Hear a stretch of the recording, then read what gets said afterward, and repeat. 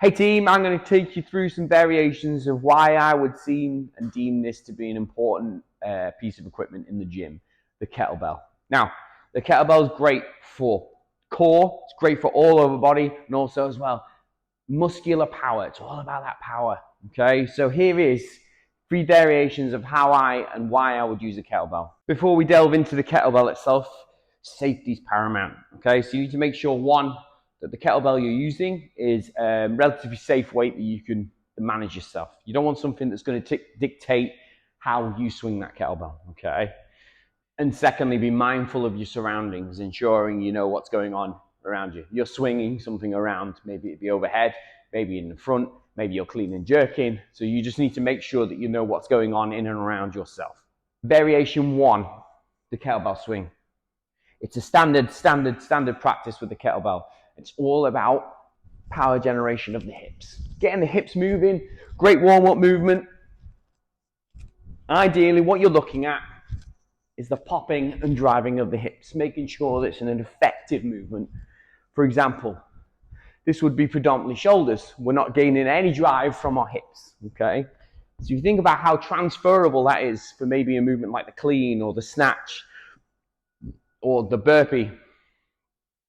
Those movements is very dominant through the hips. They require that hip drive to get moving. Secondly, the American kettlebell swing.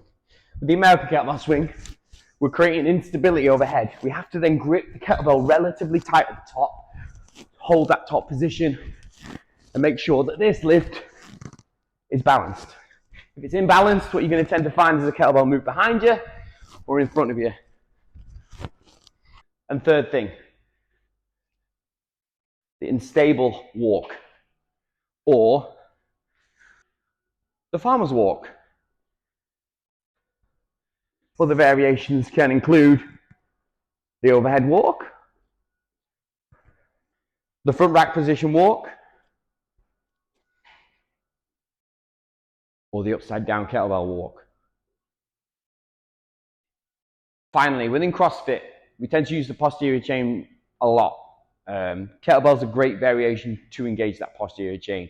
Whether you're cleaning, whether you're snatching, deadlifting, anything that requires you hinging, this is an explosive hinging movement that's repeated over time, okay? And if you think about it as well, in terms of the movement transfer, it's relatively safe because you're moving in one plane, okay? Whereas the snatch, you may catch a little far in front of you, you may catch behind you, you may be then lifting something that's relatively heavy.